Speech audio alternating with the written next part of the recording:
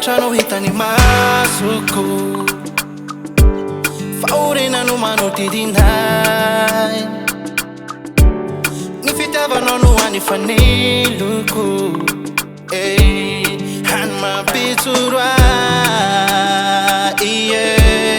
ny fitiomeko anao de mbola misy naovinanao aiza tsy ho levona Gadram ambony matazana anao any tô Gadram-pitia ka tsy ho resy fafanala ediny fidianao ampandresy anateny indray ho tsenenao anaty afaly Now saruta, now lavita, ni fukwanetia sarakana. Now sabuna, izalalana, ni finukwane mbula itana, bulita tana, sisana kana,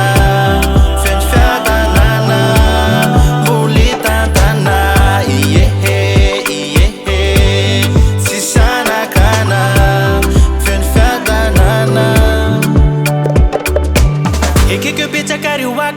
Rambola eo enao za tsy ho lavitsy kifa manatikena Vona amtempo enao taoko fandresena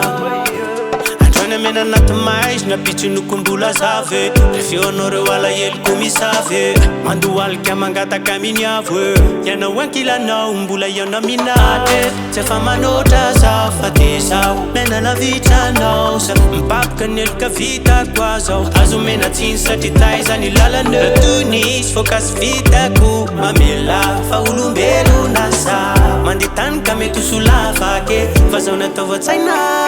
Ka tsy resy